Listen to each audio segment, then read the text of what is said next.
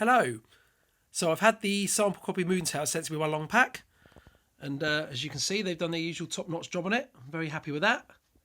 I put it next to Pauper's Ladder so you can see how big it is. So it's the same height as Pauper's Ladder and half the width. So it'll go nicely next to it on your shelf. So here we go. Dive into Brighthelm. First off, there's about 400 cards which are new to the Moon Towers, and they're not shuffled in with the main game. They're separate, so you effectively either play Pauper's Ladder or you play the Moon Towers. So as you can see, there are new places to explore, quests to take part in, hazards to fight, an evil jelly cube, naturally. Then, of course, there's the eponymous Moon Towers, which will start to blight the land as you play. So there's a whole plethora of creatures, sights and wonders to find. And like before, the cards are shuffled into their 5 different region decks. So you've got mountains, beaches, forests, swamps and mines. You've also got more rarity and equipment cards. And unlike Pauper's Ladder, you can find rarity cards out in the wild now. You don't just buy them, and there's a bigger selection. There's also a few new recipe cards to put in with the game. There are 8 new Paupers you can play. As before, 4 of these will be for 2 players, and 4 will be for a 3 or 4 player game, and they all come with their own little virtue markers as before. There's also a fully fledged solo mode, which comes with its own reference sheet and tokens. You can use all 8 Paupers in the solo mode as well. It ranks it on difficulty rather than player count in that case. More quest cards. And then here are 2 new decks, both of which can be used with Pauper's Ladder as well as the Moon Towers. So talents. Now you have to excuse me because I'm holding the phone with both hands. So at the beginning of the game, each player draws 2 talent cards and chooses one to keep. And you can exchange your talent for a new one when you learn a virtue. Curses, on the other hand, will blight your Pauper. So they will have different negative effects, and you have to have them removed in city shops by paying money. There's no NHS in Brighthelm.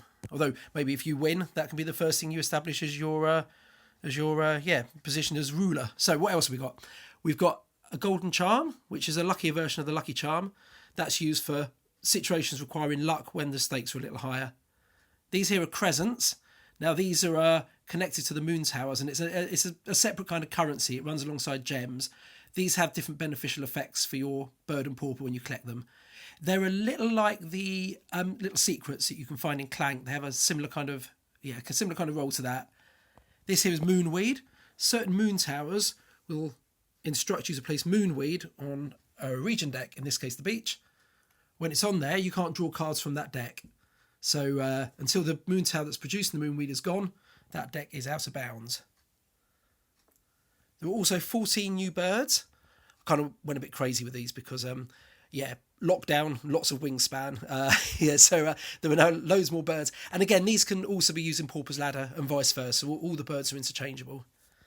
Then lastly, you've got an instruction book and a little reference sheet that just gives you a guide to all the symbols and icons that are used in the game. And that is the Moon Towers. So what I'll do a quick swoop over Brighthelm. So here we go. We've got a Moon Tower on the beach, sand mine, and a graveyard. So yeah, in short, there's loads of new places and things to find. Lots of new creatures. Some of them much more aggressive than they were in Pauper's Ladder. And again, 1 to 4 players. A game will take roughly as long as a game of Pauper's Ladder.